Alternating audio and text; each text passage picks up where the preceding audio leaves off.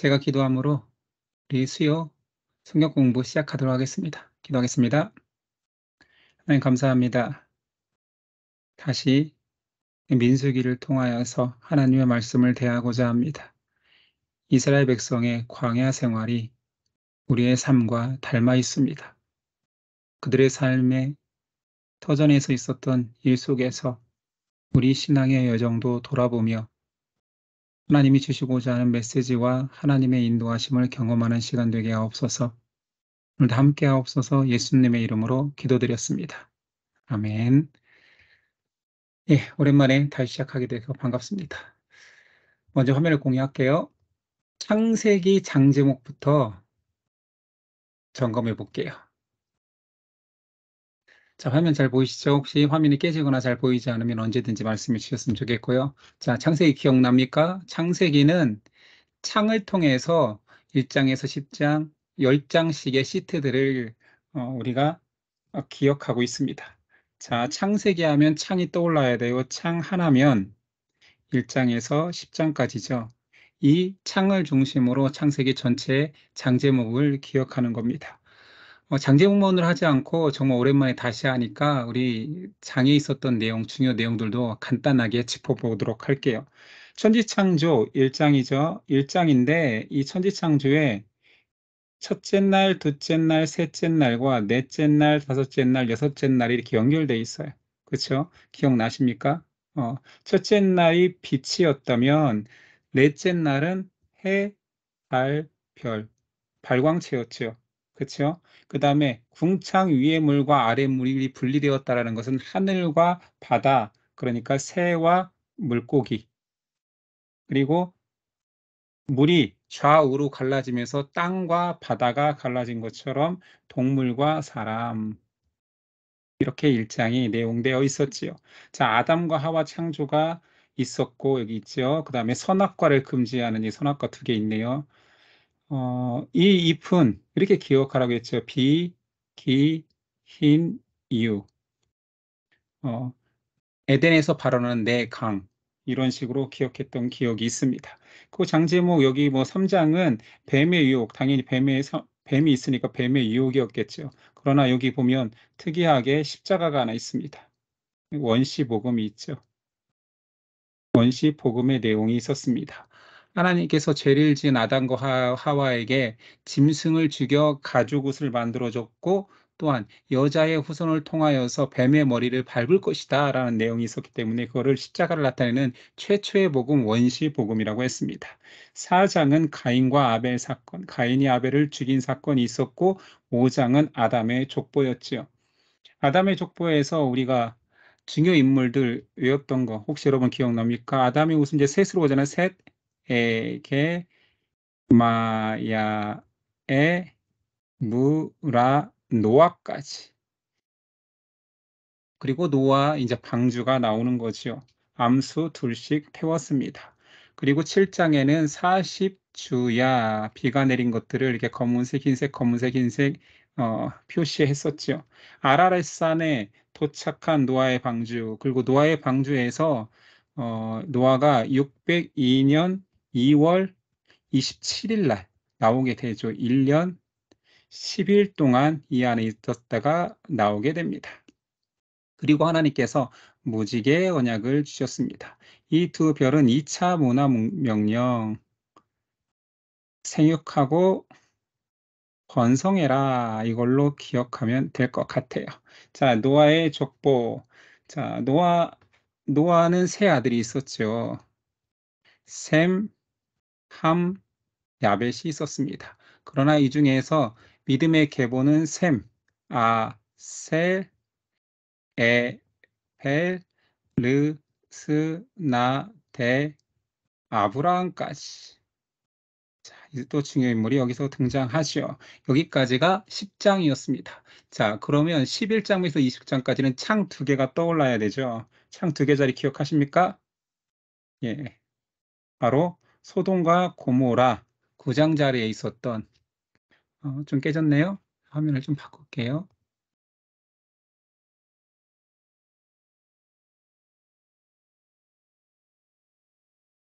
자, 소돔과 고모라의 19장을 외워야 창 2개, 여기는 11장에서 20장까지가 떠오르게 됩니다.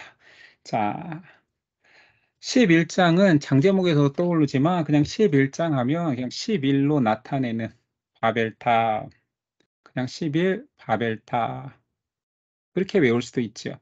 자, 그리고 본토 친척 아비집을 떠나라 해서 갈대아 우르 지역에서 하나님이 지시할 땅으로 떠나는 아브라함과 아내 사레와 조카 롯이 있습니다.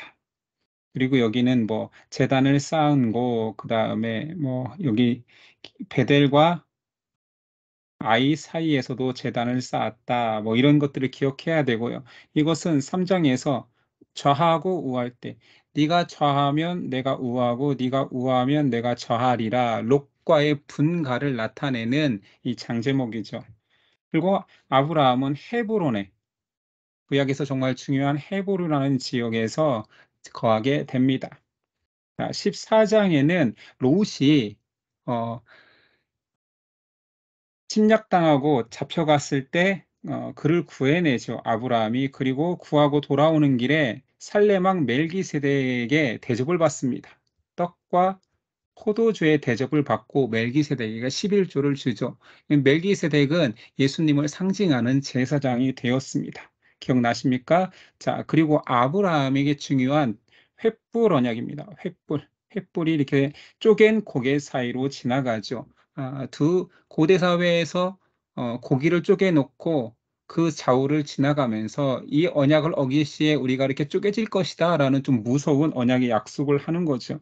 이때 일어났던 것들이 자, 하늘의 뭇별과 같이 네 자손이 번성할 것이다도 있었지만 횃불 언약에서 중요한 것은 출애굽을 예언합니다. 400년 동안 종소리하고 4대 동안 머물게 되지만 내가 거기서 구출해내리라 라는 출애굽 예언도 횃불 언약에 있었죠. 자, 그리고 이스마엘이 출생합니다. 이삭을 적자를 주시겠다고 했지만 기다리지 못해서 하갈을 통하여서 서자를 두죠. 하갈을 통하여서. 하갈이 이거 집 나간 신발이라고 얘기했습니다. 하갈의 갈등도 있었고요. 그러나 이스마엘이 출생되지요. 자, 그리고 하나님께서 또 한 번 확신을 주시기 위해서 자, 계명을 하게 합니다. 이제부터는 아브라함이고 사레는 사라가 되지요. 이때 할례에 대해서도 이야기하십니다. 이때 하나님의 이름 여호와가 나오기 시작하죠. 이 여호와에 대한 구체적인 당신을 어떻게 부르리까라는 설명은 사실 모세에게 주지만 이때부터 불리는 성경 안에서는 등장하니까요. 자, 그리고 어, 소돔과 고모라를 멸망하기 전에 천사가 나타나서 이 손가락 보이십니까? 의인 10명, 처음 뭐 50명에서부터 45명이 있어도 멸망하십니까? 뭐 계속 줄어들어서 10명까지 줄어들었지만 10명이 없어서 결국 소돔과 고모라가 멸망하게 되죠. 그래서 여기 소돔과 고모라 멸망이가 소금기둥, 아내가 소금기둥 된 거고 이건 술병 같아요. 그래서 롯이 취해서 그를 통하여서 두 딸이 모압과 암몬이라는 이건 베남미죠. 베남미라는 두 아들이 나왔고 모압을 통해서 모압 족속이 베남미를 통해서 암몬 족속이 만들어지는 계기가 됩니다. 아브라함이 아비멜렉을 속인 어, 그랄 왕이라고 하는데 그랄은 블레셋의 큰 성읍이에요. 그래서 블레셋, 뭐 그랄 이렇게 하면 블레셋의 도시 이름이라고 생각하면 되고 여기서 사례를 아내로 속였다가 나중에 하나님의 책망을 받고 큰 재물을 얻고 나오게 되는 사건이 있었지요. 자, 이제 창세기면 21장에서 30장까지 여러분이 떠올라야 됩니다. 창세기 한번 생각해 보세요. 기억하십니까? 이삭의 그렇죠. 신혼방. 자, 창세기가 이렇게 등장합니다. 이삭의 신혼방. 자, 이삭이 걸려 있죠. 그리고 아기 기저귀가 있으니까 얘가 이삭 출생. 그리고 여기 활은 미끄러져 내려가죠. 이스마엘이 성경에서 광야에 활 쏘는 자로 살게 된다라는 표현이 있거든요. 그래서 이스마엘이 쫓겨나는 더 이상 아브라함과 같이 살지 않고 쫓겨나는 것을 이렇게 활이 미끄러져 내려가는 것으로 표현했습니다. 그 유명한 사건, 모리아산 재물 사건이 있었죠. 어린 양을 준비하셔서 여호와 이레 하나님께서 어린 양을 준비하셨다.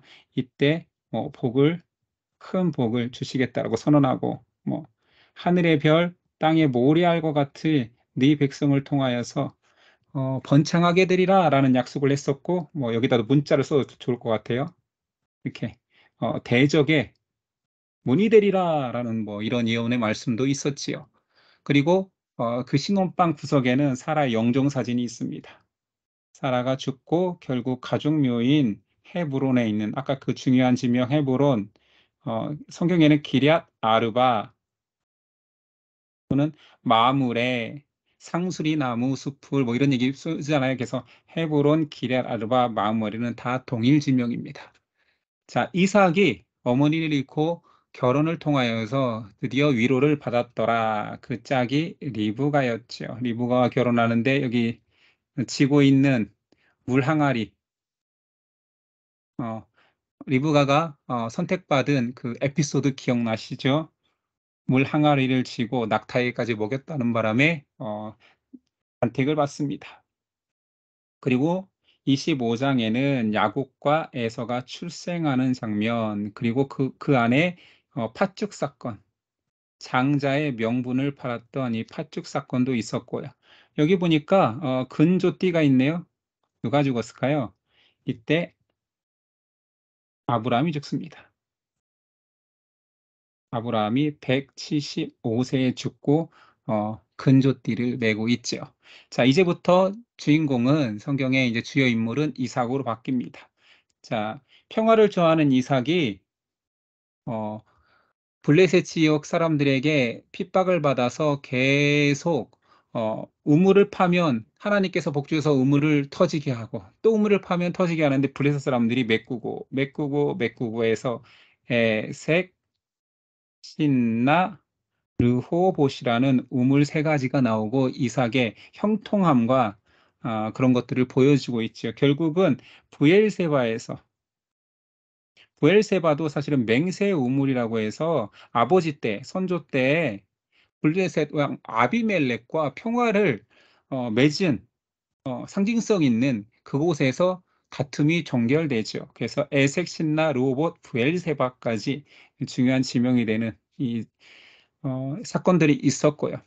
자, 이제 어, 세 번째 족장인 야곱의 에피소드로 변하죠. 야곱이 차자였지만 장자가 되고 싶고 장자의 축복을 받고 싶어서 아버지를 속여서 염소 요리를 해옵니다. 털을 붙이고 향취를 형처럼 해서 축복을 가로채죠.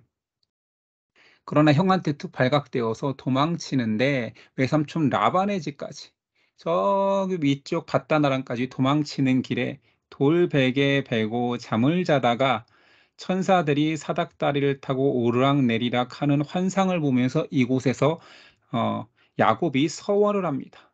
서원의 세 가지는 그런 거였죠. 아, 내가 안전하게 돌아오게만 해주시면 하나님께서 주가 되실 것입니다. 그리고 여기서 하나님의 전을 짓겠습니다. 세 번째는 11조를 드려 하나님을 경배하는 삶을 살겠습니다. 라고 약속을 하는 서원을 드립니다. 자, 외삼촌 라반의 집에서의 삶이 이제 29장부터 나옵니다. 당연히 레아와 라헬이라는 두 여인, 첫째 언니, 둘째 언니, 라헬을 사랑해서 언니와 먼저 결혼하고 라헬과 결혼하게 됐는데 자녀는 레아가 먼저 낳게 되죠. 여기에서 남아를 상징하는 고추 네 개가 르, 시, 레, 유, 네 아들과 여기엔 금줄에 메어져 있죠. 넷째 단, 납, 갓, 아, 잇, 스, 요, 베냐민까지는 여기서 이때 낳지 않죠. 요새까지 나오는데 여기 보면 금줄에 숫도 하나 붙어 있어요. 딸이 낳았을 때는 금줄에 숫을 붙이잖아요. 이게 디나, 유일한 딸이었던 디나까지 낳은 장면이 장제목에 있고요. 또한 외삼촌 라반이 계속 품삯을 주지 않으니까 품삯을 요구합니다.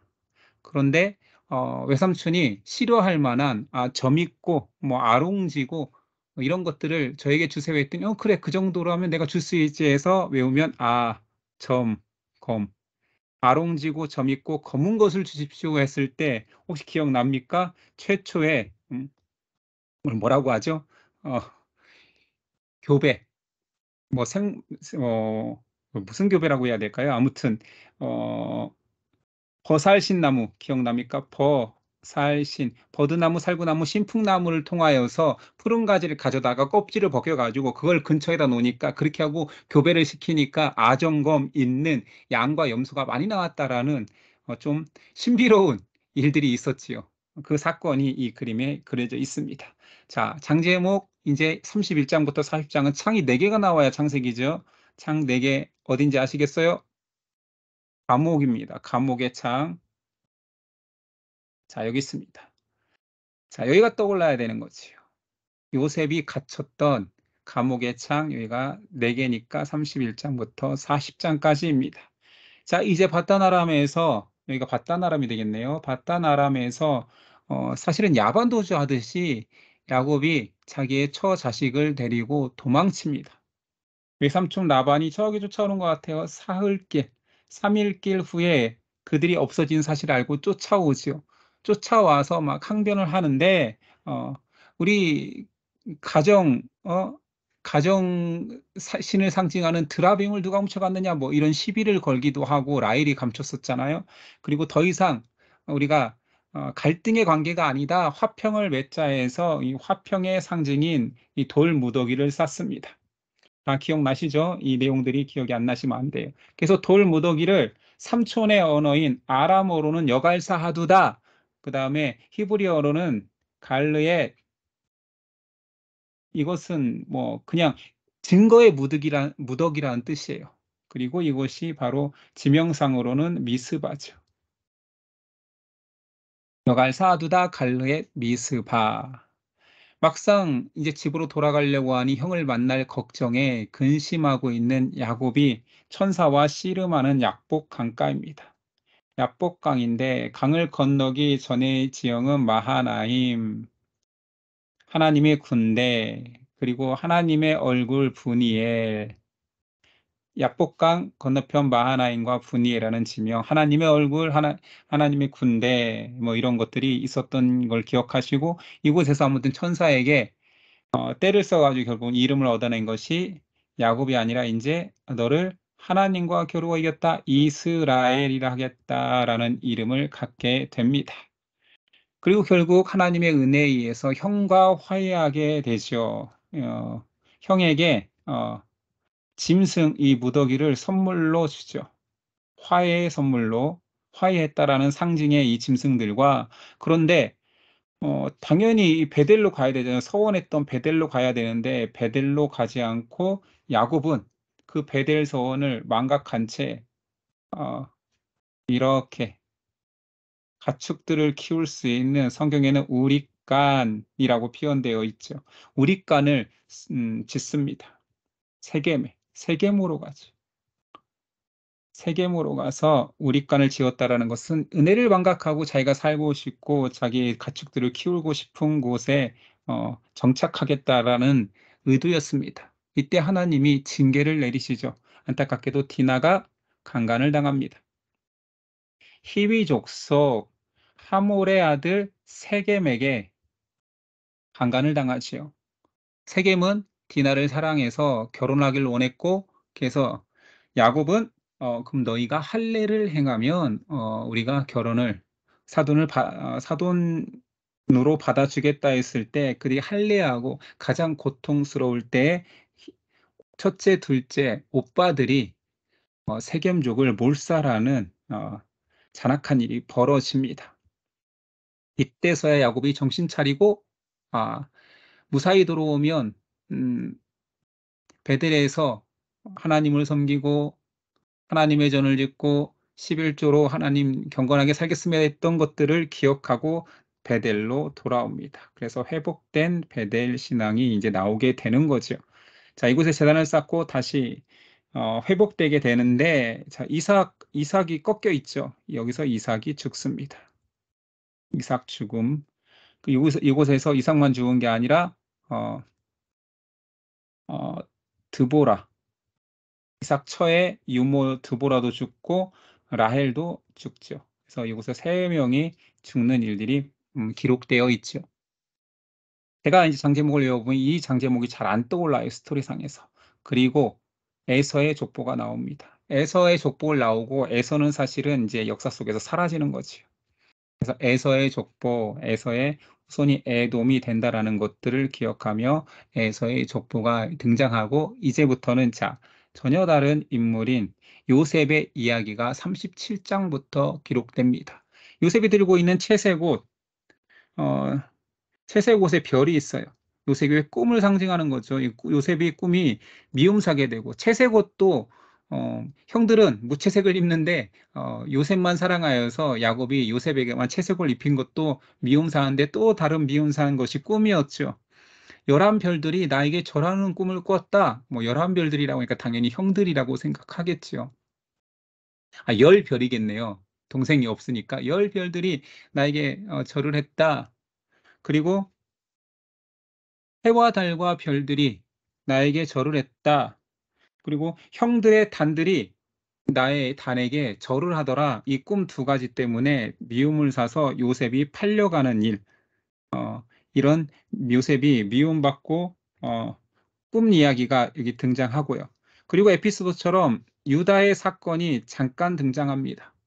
유다 다말 사건이죠. 유다에게는 세 아들이 있었습니다. 엘, 오난, 셀라가 있었죠. 엘에게 다말이라는 아내가 있었는데 죽습니다. 계대결혼법에 의해서 다 아시죠? 형제가 그 씨를 이어야 된다라는 거. 그래서 오난과 살게 됐는데 오난도 죽습니다. 그래서 셋째에게 가야 되는데 시아버지 유다가 허락해 주지 않죠. 그래서 다말은 정말 저주의 여인으로 씨도 잊지 못한 채 살아가야 하는데 아버지 유다에게 들어가 씨앗을 얻게 된다라는 임신을 하게 된다라는 스토리가 이때 있죠.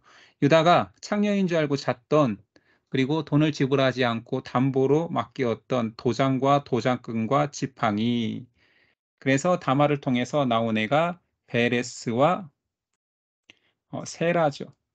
베레스가 바로 예수님의 계보를 잇는 자손이 됩니다. 요셉이 팔려가고 요셉이 어, 감옥에 갇히는 사건, 보디발 아내에게 유혹을 받아 옷을 벗고 도망쳤으나 어찌됐든 감옥에 들어가는 일들, 이게 39장에 있고, 자, 감옥에 있을 때 간수장이 됩니다. 아니, 간수장이 아니죠. 간수장 맞나요? 예. 감옥에서도 어찌됐든 총무 같은 역할을 하고 있을 때 떡 굽는 관원장과 임금의 떡을 맡은 자와 임금의 술 맡은 관원장을 만났는데 그들이 꿈을 꿨는데 꿈을 해석해 줬는데 꿈대로 한 사람은 죽고 술 맡은 관원장은 복권하죠. 이런 일들이 있었고 그 술 맡은 관원장에 의해서 자 41장에서 50장 마지막 5개의 창은 요셉 관저의 넓은 창이죠. 총리 관저에, 요셉 총리 관저의 넓은 창. 하나, 둘, 셋, 넷, 다섯, 41에서 50장까지가 여기 등장합니다. 자, 요셉이 당연히 이제 총리가 되었겠죠. 요셉 총리가 되어서 꿈을 해석해 주는데 바로의 꿈이 이런 것입니다. 7 암소와 파리한 암소가 잡혀먹는 거. 그 다음에 7 이삭이 잡혀먹는 것, 그 모든 것들이 흉년을 예고하는 이야기라는 것들을 예언함으로 인해서 요셉이 총리가 됩니다. 총리가 되어서 2 아들을 낳는데 에브라임과 므낫세죠. 예. 그리고 흉년이 되어서 그 기근이 심하여서 가나안 땅에 살고 있던 야곱의 아들들이 곡식을 얻으러 애굽으로 왔을 때 형들인지 알아본 요셉이 시험하기 위해서 시므온을 볼모로 잡습니다. 정탐꾼이라는 모함을 하는 것이요. 이유는 베냐민이 보고 싶어서. 너희 형제 한 명이 있다고 들었는데 그 막내까지 데려오면 시므온도 놓아주겠다라고 해서 어쩔 수 없이 돌아가고 나중에 가면 당연히 뭐 또 해코지를 당할까 봐 못 오고 있는데 음식이 떨어져서 어쩔 수 없이 다시 또 애굽을 찾게 되는 형제들이 이번에는 베냐민에게 은잔을 넣어서 여기 빼먹었네요. 베냐민을 만나고 베냐민에게 이거 배 있죠. 아, 식탁에서 5배인 거죠. 5배. 5배의 어, 음식을 베풀었다고 해서 베냐민에게만 형제들을 순서대로 요셉에 앉히고 막내에게는 5배의 음식을 주니 이상하게 여기고 있을 때 과연 형제들이 요셉의 어머니와 같은 베냐민을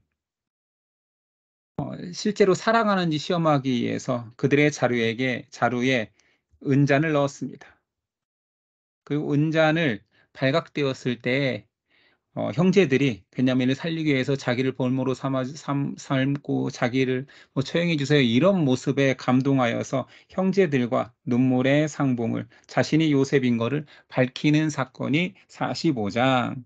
자, 다 알게 되었으니 기근에 시달리는 야곱 일가를 70여 명의 일가를 데리고 애굽으로 오소서 해서 애굽에 오라고 초청하는 장면, 그리고 오게 되는 애굽에 온 이스라엘 야곱 일가는 고센 땅에 라암세스를 허락받죠. 라암세스 지역을 허락받아 살게 되는 장면. 그리고 야곱이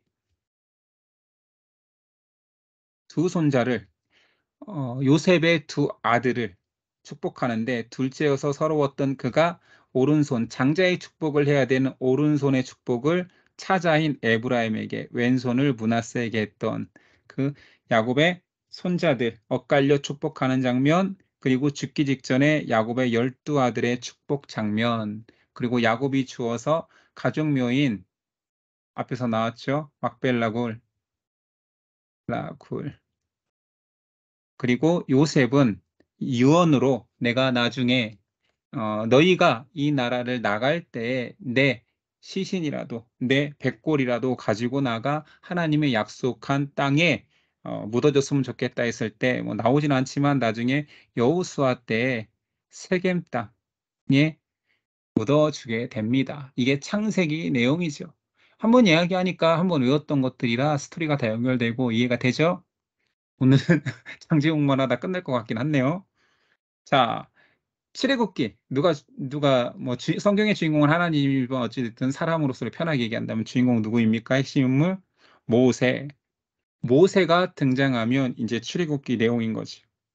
그래서 출애굽기는 모세 한 사람, 모세 한 사람이 등장하면 1장에서 10장까지의 내용입니다.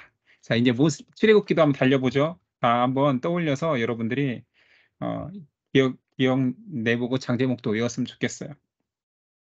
자, 요셉에게 허락받은 그 라암셋에서 이제는 귀빈이 아니라 시간이 지내고 성경이 이렇게 표현되죠. 요셉을 알지 못하는 새 왕. 바로에 의해서 이스라엘 백성이 이제 귀빈이 아니라 종살이를 하게 됩니다. 국고성, 성경의 비동과 라암셋을 짓게 하는 인력으로 동원되게 되죠. 그러고도 그렇게 핍박하는데도 이스라엘 백성들은 계속 부응하는 거예요. 자녀들이 막 건강하게 태어나니까 정책을 내죠. 남아가 태어나면 죽여라 이런 무서운 정책을 내죠. 먼저 뭐 사람들이 죽이려고 안 하니까 죽여라 했는데 안 죽이니까 산파인 시브라와 부아를 통하여서 너희가 이스라엘 아이들을 히브리 아이들을 받으러 갔을 때 남하면 죽여라 했는데 이들이 하나님을 두려워하여 속입니다. 저희가 가기 전에 이스라엘 여인들은 건강하여서 벌써 나서 저희가 필요 없던데요 하니까 두 번째 정책은 요단강에 던져라. 남자아이면 던져라라고 해서 모세가 던져지게 된 안타까운 사건이 기록되어 있죠. 그러나 이 모세를 차마 요단강에 던질 수 없어서 이렇게 석청을 발라 물에 띄웠는데 애굽의 공주가 건져냅니다. 그래서 건져냄이란 이름의 뜻인 모세가 되는 것이죠. 살다 보니 모세가 애굽의 왕자로 자라가다가 자기 동족의 정체성을, 왜냐면 엄마가 유모로 들어가 살았잖아요. 실제 엄마가 유모로 살다 보니 모세의 정체성이 히브리인이었던 거죠. 그래서 히브리인과 애굽인이 싸울 때 히브리인 편을 들다가 애굽 사람을 죽이게 됩니다.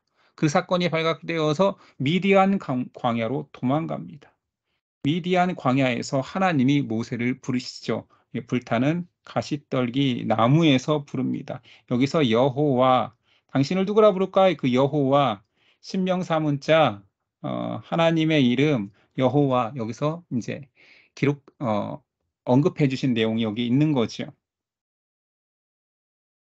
자, 모세가 설득되어서 이제 바로를 만나러 가기 전에, 여기 설득되기 전이네요. 설득되지 않을 때, 뱀을 지팡이를 만져봐라, 뱀이 되게 하고, 손을 넣어봐라, 문둥병이 생기게 하고, 나병이 생기게 하고, 이런 것들, 기적을 보여줘서 모세를 설득합니다. 이게, 사장 이야기고요. 모세가 설득되어서 바로 앞에 가서 내 백성을 보내라 선포하게 되죠.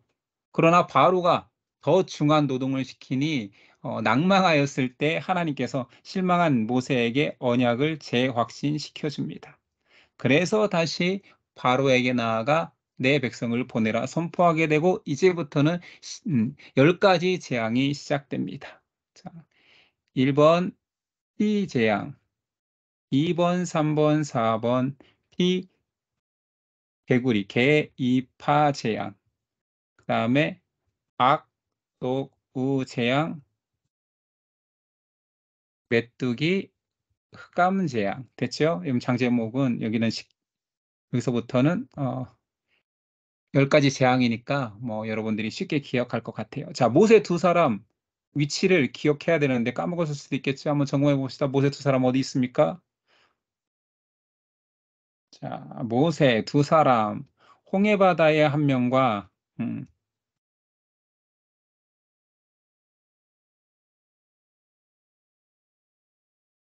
아말렉 전투에서 기도하는 모세, 이 두 사람이 있으면 11장에서 20장 장제목이 되겠죠. 자, 10번째 재앙은 바로 이루어지지 않고 11장에서 장자 죽음을 예고하고 6월절 규례를, 이렇게 6월절을 지켜라. 6월절 규례를 설명해 주는 내용이 있었고, 이제 6월절 죽음의 그림자가 드리워져서 애굽에 있는 모든 짐승부터 사람까지 첫 새끼는 장자는 다 죽을 것이다. 이 사건이 이루어지고 여기 피 바른 거 보이십니까? 문설주에 바르고 이걸 상징하는 거죠. 이 10번째 재앙 장자의 죽음 이후에야 출애굽하게 됩니다. 그게 12장 내용이죠. 자, 라암셋에서 이제 출발하여서 가는 겁니다. 갈 때 하나님께서 구름 기둥과 불 기둥으로 너희를 인도해 줄 거야, 갈 길을 인도해 줄 거야 해서 구름 기둥, 불 기둥이 나오는 거고요. 여러분들이 이제 지명을 외우지 않았겠지만 제가 강조했던 지명, 그것을 알고 있으면 어찌됐든 사건들이 입체적으로 보이니까 저는 외우고 있습니다. 라, 숙, 에, 이 숫꽃의 담입니다. 라숙의 비, 하, 히로, 라숙에비 홍수르마엘 신느시, 신의 산이 최종 목적지가 되는 거예요. 라숙에비 홍수르마엘 신느시, 비가 비하이로 돼서 애굽이 군사가 이제 정신 차리고 쫓아오는 거예요. 이때 첫 번째 원망을 하죠. 우리를 왜 여기까지 나오게 해서 홍해 앞에서 아픔 받아요. 뒤에는 군사들이니 우리를 죽게 합니까? 첫 번째 원망이 있을 때 하나님께서 모세를 통해 물을 가르고 마른 땅을 건너게 하십니다. 모세와 미리암이 그 홍해를 건너고 찬양하는 모습이 등장하죠. 모세와 미리암의 찬양. 이게 홍해죠. 숙, 비, 수르, 마라. 자, 수르에서 3일간 물을 얻지 못하고 물을 있는 곳 마라에 도착했는데 마라의 물이 쓴 거예요. 물론 나뭇가지를 던져 그 쓴 물을 먹을 수 있는 물로 바꿔주시긴 했지만 이때 한 번 더 원망의 말들을 막 뱉어내는 장면이 나오죠. 마엘. 엘림에는 어, 종려나무와 그 다음에 오아시스가 있었던 그 엘림. 여기가 신광야입니다. 홍수마엘, 라수개비, 홍수르마엘 신광야. 신경하에서 무슨 사건이 있었습니까?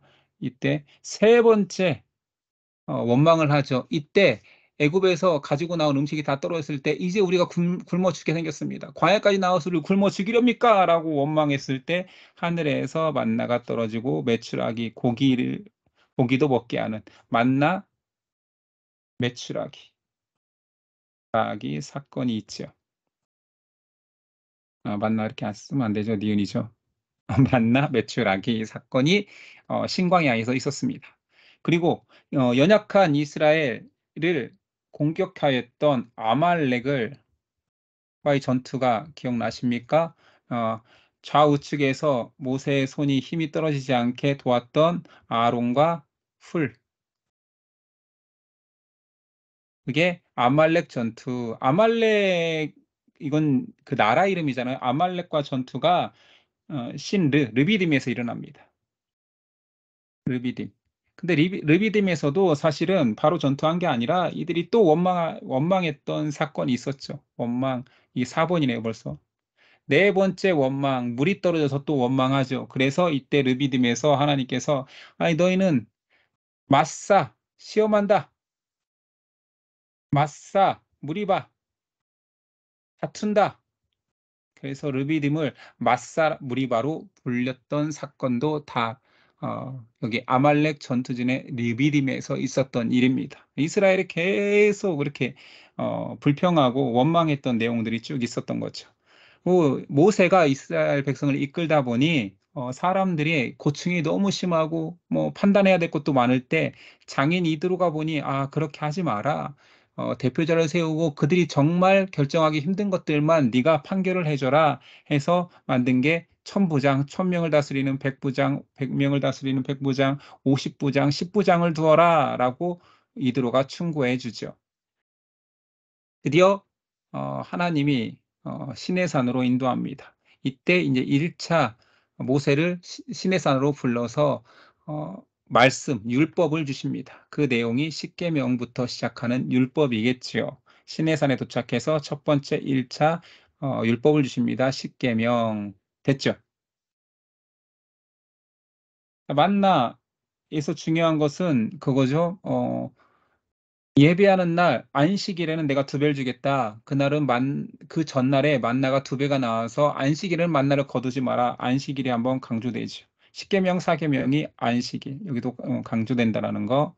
자, 모세 3사람 기억나야 되는데요. 모세 3사람의 위치 한번 보겠습니다. 여기 시내산 언약을 시행하는 그리고 율법을 가르쳐주는 특별히 성막을 가르쳐주는 그리고 성막에 물두멍 앞에 서 있는 모세 3사람이 있어야지 21장에서 30장이라는 거. 자, 이 장제목도 한번 봅시다. 빠르게 한번 가볼까요? 이건요. 이 차트를 들고 있는 이것은 사형법, 돌로 쳐라. 눈에는 눈, 이에는 이, 동해보복법, 보복법. 다 이제 사형과 보복에 대한 돈이니까 배상법. 양사오소 기억납니까? 양은 4배로, 소는 5배로. 그 다음에 재판법, 공정해라. 재판의 핵심 공정. 부자라고 미워하지 말고 가난한 자라고 편들어주지 말고 공정해라. 부자든 가난한 자든 재판은 공정해야 된다. 원수도 공정해야 된다. 재판은 공정하게 해야 된다라고 하는 거였고 이 시내산에서 이제 언약을 체결하는 거예요. 혼례식인 거죠. 언약을 체결하는 장면. 이때 2차로 모세가 시내산에 올라서 이때 여호수아와 동행해서 40일간 있었던 거지요. 이때 하나님께서 주신 율법의 말씀들 중에 제사법 쭉 설명되는 거예요. 제사법이 설명하려면 성막을 어떻게 지어야 되는지 설명해 줘야 되니까 법궤가 있어야 되죠.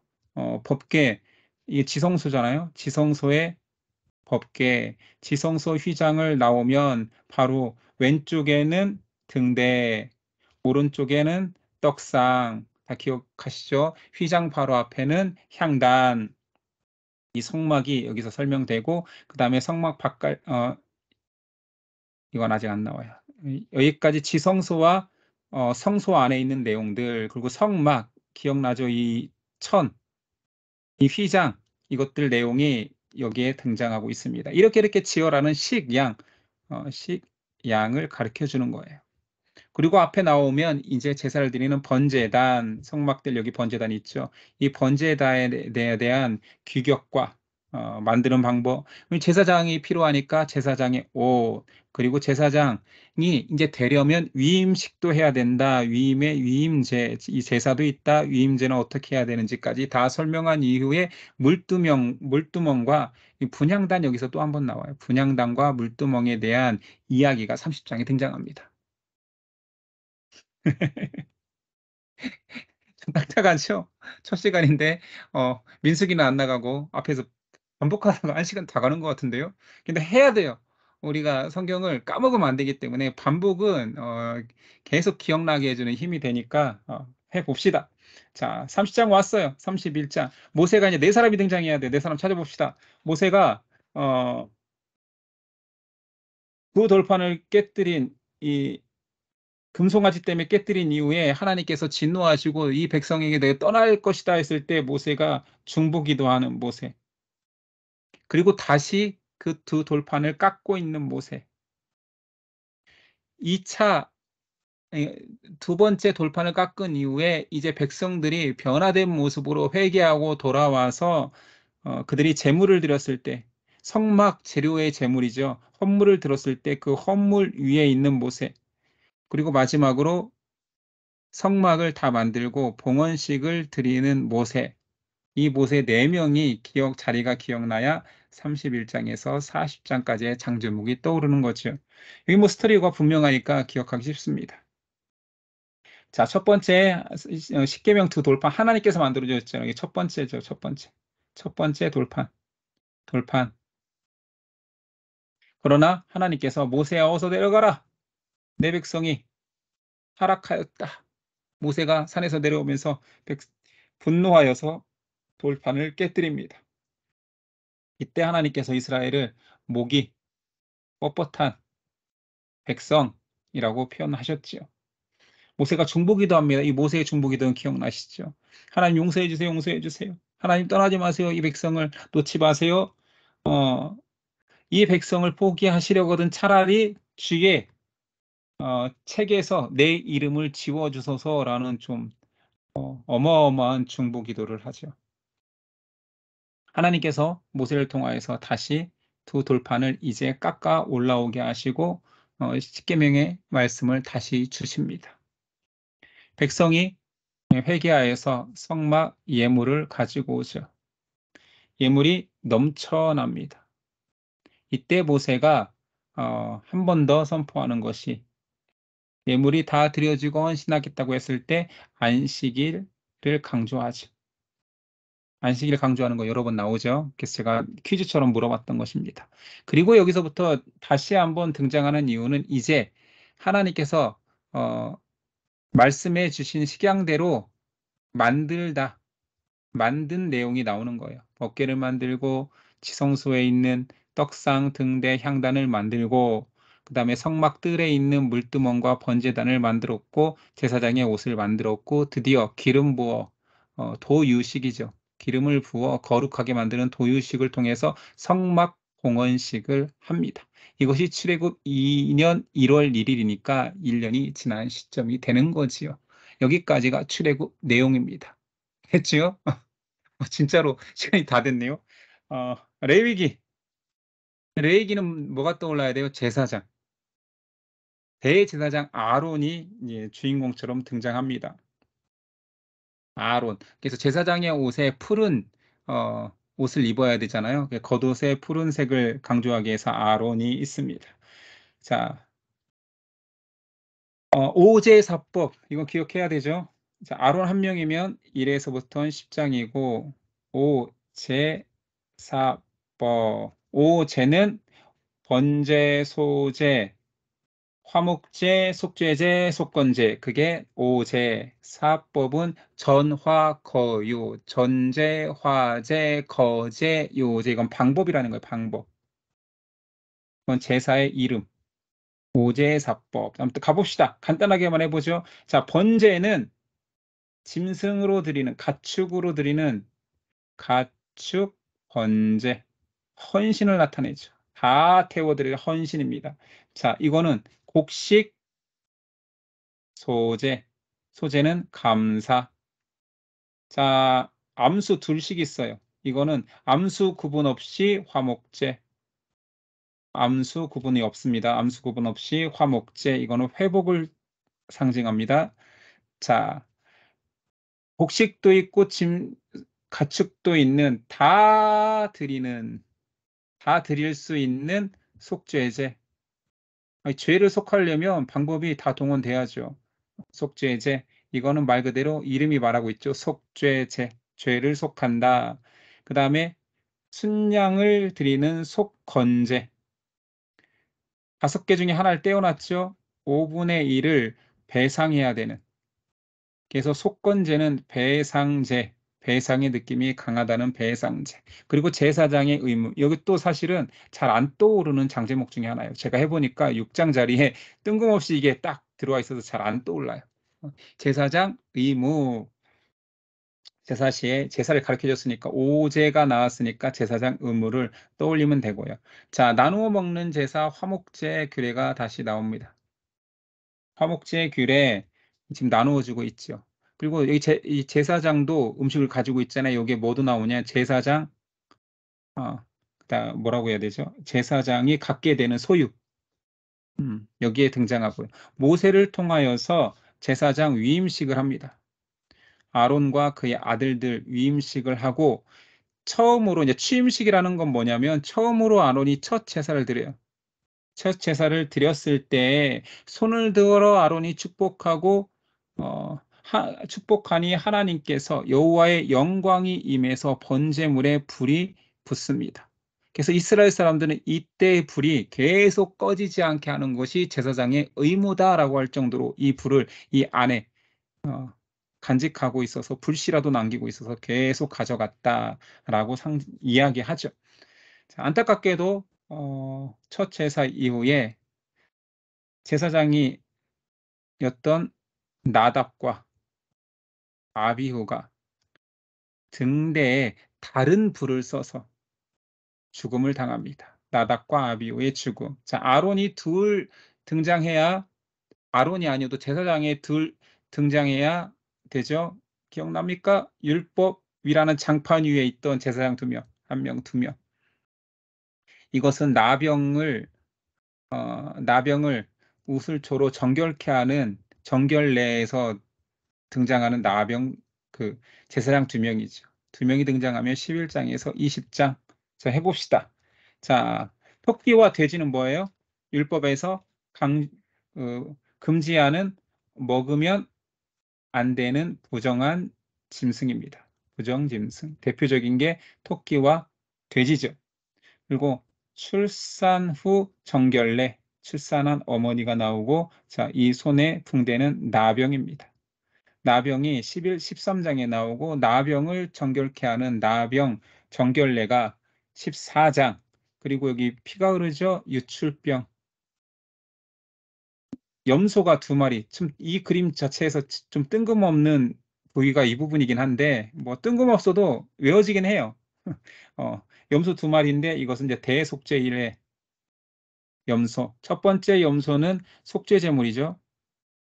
그리고 또 하나는 그냥 광야로 풀어주는. 그래서 아사셀 염소라고 하죠.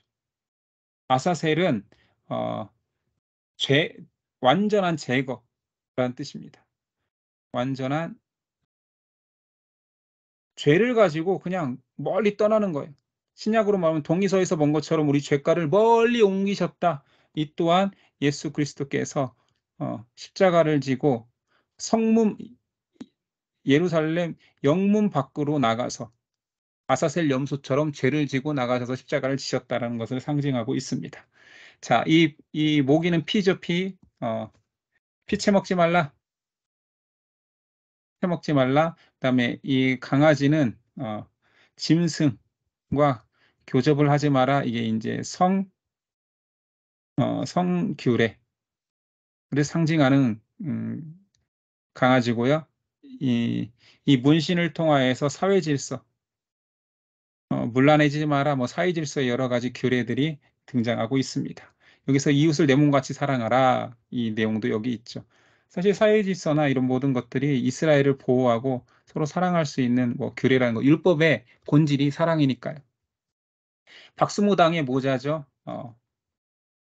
무당 금지,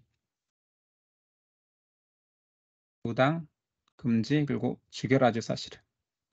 죽여라, 라는. 자, 제사장 3명은 차트를 들고 있죠.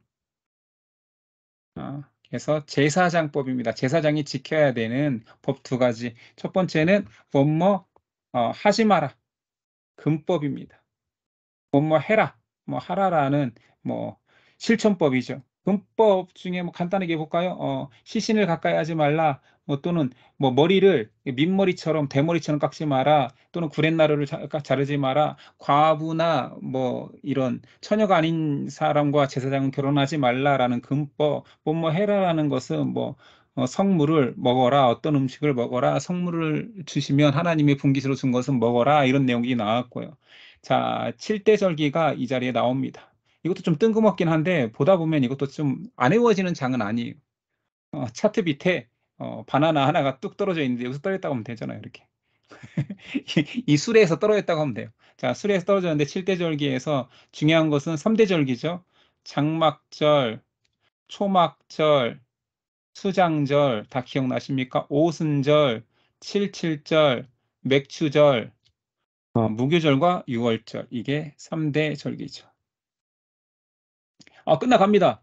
자, 이 눈, 입, 이에는 이, 눈에는 누. 단지파 디브리의 딸 슬로브앗의 아들이 하나님을 모독한 사건을 통해서 죽여라 하면서 눈에는 눈, 이에는 이, 이것이 강조되는 장면이 나오고요. 이 단이 쌓여 있습니다. 추수의 단이죠. 땅이 생각나야 돼요. 땅 추수, 여기서는 안식일과 안식년과 희년.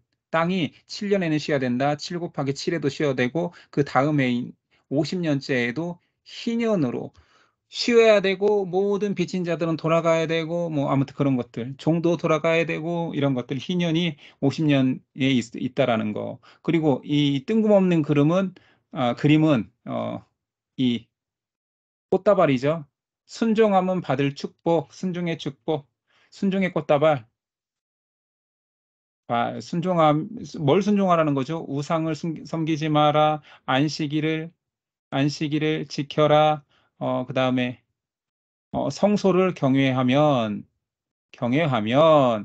꽃다발, 축복은 뭐냐? 철에 따라 평화를 줄 거야, 화평을 줄 거야, 번성과 창대함을 줄 거야.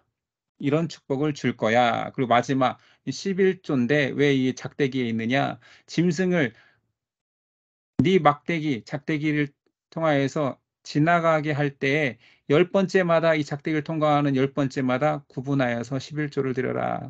그래서 작대기에 걸려 있는 11조 이런 내용이 있었습니다. 시간이 다 됐어요. 왜 이렇게 장제목 반복하다 끝날 줄 몰랐어요. 민수기를 조금만 해야지 오늘 민수기인지 알죠. 민수기 조금만 하겠습니다. 자, 민수기에서 중요한 것들은 자, 이 장제목 내용만 얘기할게요. 민수기 이 성경의 이름 속에서 민수기의 특징이 다 나타나요. 백성민, 셀수 한자입니다. 기록기 할 때 그 민수기 백성의 수를 세는 기록. 그래서 민수기에는 이 주판이 사용돼요. 주판 하나면 1에서부터 10장까지. 그럼 주판 2개 있어야 되죠. 주판 2개가 좀 특이한 자리에 던져져 있어요. 그래서 이것도 조금 연관성은 떨어지는데 어찌됐든 자 정결하게 하는 이 물 속에 이 주판 2개가 있다라는 거. 민수기 장제목을 전체적으로 한번 떠올려 보는 거예요. 11장에서 20장은 주판 2개. 그럼 당연히 21장에서 30장은 주판 3개잖아요. 주판 3개가 말의 안장처럼 쓰이고 있습니다. 말의 안장처럼 주판 3개. 그러면 21장에서 30장. 됐죠? 그리고 마지막 주판 4개도 좀 땅에 버려져 있지만 어찌됐든 차트의 받침이라고 사용하시면 돼요. 차트의 받침으로 쓰고 있어요. 차트의 받침. 이건 이렇게 버려진 것처럼 같지만 이렇게 받침으로 썼다고 생각하세요. 차트의 받침 사각형으로 주판 4개면 31장에서 36장. 여기는 더 이상 없으니까 36장이 마지막 정입니다. 그래서 주판 4개까지 민수기는 백성의 수를 세웠는데 왜 세웠느냐? 이거는 뭐 배우겠지만 이스라엘이 자 광야에서 살아갑니다.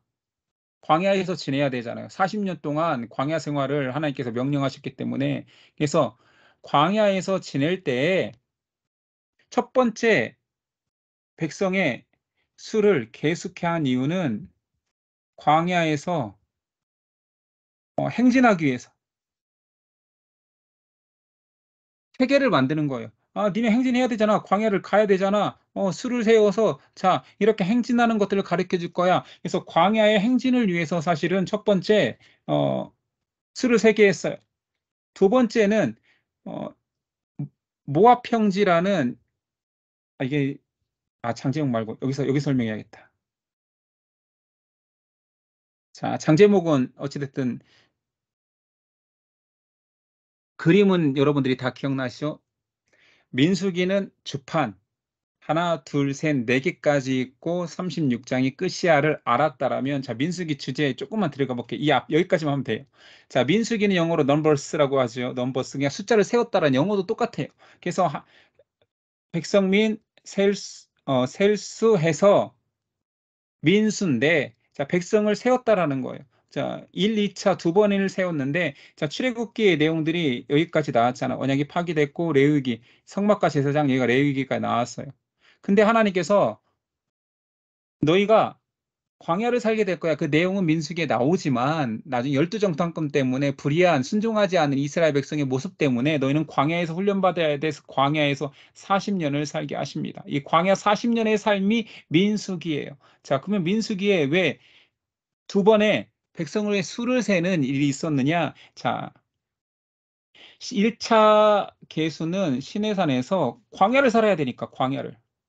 이 광야를 이동할 때, 행진할 때 너희 백성들이 어떻게 진을 짜고 이동해야지 무질서하지 않고 질서정연하게 사고 나지 않고 갈 수 있는지를 하기 때문에 1차 계수를 통하여서 하나님께서 조직을 갖추게 한 거예요. 자, 두 번째 2차 계수는 모압평지라고 해서 모압평지는 어디에 있냐면 자, 이 민수기의 세 장소를 기억하면 돼요. 시내 광야에서 1차 계수를 해서 이 광야를 지나가게 한 거잖아요. 약속의 땅에 가기까지. 자, 광야를 지나가기 위해서 1차 계수를 했다라면 두 번째 바람 광야가 이제 중요하고 목적지가 어디냐면 민수기의 끝은 이 모압 평지입니다. 이 모압 평지에서 2차 계수를 해요.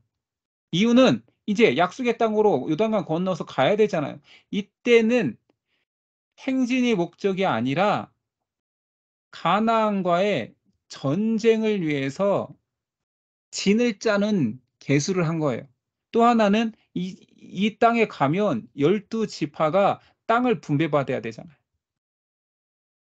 그래서 자, 민수기는 두 번의 계수가 있습니다. 1차 계수는 시내 광야에서 시작됐고 민수기의 끝인 모압 평지에서는 2차 계수가 있었는데 1차 때는 당연하게도 40년 동안 광야하면서 질서 정연하게 니네가 이동하고 내가 가라고 할 때 가고 순서대로 가고 어느 지파 먼저 가야 되고 이런 것들을 정해줘야 되기 때문에 1차 계수가 있었고 2차 계수는 이제 가나안 땅에 들어갔을 때 전쟁을 해야 되니 너희가 진을 짜고 행진해야 되니까 2차 계수를 했고 땅 분배를 위해서 네 지파별의 숫자들을 정확히 파악해야 되지 이런 일들이 있었다는 거예요. 그러니까 민수기는 간단합니다. 지명적으로도 시내산에서 출발해서 바람광야, 중간 지점에 이게 바람광야가 있잖아요. 신광야, 바람광야, 모압평지 이 세 지역을 물론 여기서 광야의 40년의 삶이 있겠지만 이 세 지역을 중심으로 1차 계수가 시내산에서 2차 계수가 모압평지에서 일어났다 하면 큰 틀에 민수기는 다 들어와 버린 거예요. 디테일한 내용들, 장에 나온 내용들은 다음 시간에 하겠습니다. 오늘은 여기까지 여러분하고 뭐 전혀 대화할 시간도 없었고 그랬네요. 공의를 끊고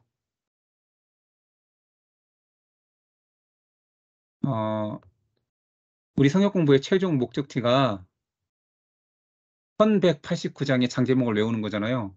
나중에 가면 장제목만 하다가 성경 내용 어, 물론 장제목이 들어왔으니까 창세기, 출애굽기, 레위기를 한 시간에 한 거예요. 맞죠? 어.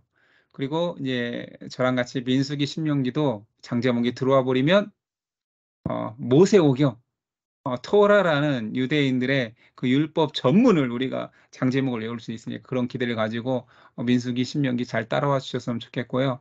오늘은 뭐 여러분들과 대화할 시간, 뭐 질문할 시간도 별로 없네요. 제가 오늘 너무 길게 강의를 하는 바람에 다음 시간부터 대화를 좀 하고 질문도 좀 하고 이러도록 하겠습니다. 오늘은 여기까지 할게요. 제가 기도하고 마치겠습니다. 네, 감사합니다. 성경이 먼 책이 아니요. 어려운 책이 아니요. 백성에게 주신 하나님의 말씀인데 우리가 구약을 너무 멀리 여기거나 어려워서 또는 우리와 상관없는 내용 같아서 보지 않는 책이 되지 않게 하여 주시고 백성에게 주신 하나님의 마음과 뜻과 율법을 통한 정신들을 우리의 신앙에 잘 녹여내며 하나님을 더 알아갈 수 있도록 도와주시옵소서. 민수기의 여정이 우리의 여정입니다. 그 속에서의 불의한 모습들이 우리의 모습일 것입니다. 그러나 용서하시고 다시 붙들어 주시는 하나님의 은혜를 민수기의 여정 속에서 더 많이 느끼고 하나님만 붙들게 하여 주옵소서. 감사하며 예수님의 이름으로 기도드렸습니다. 아멘.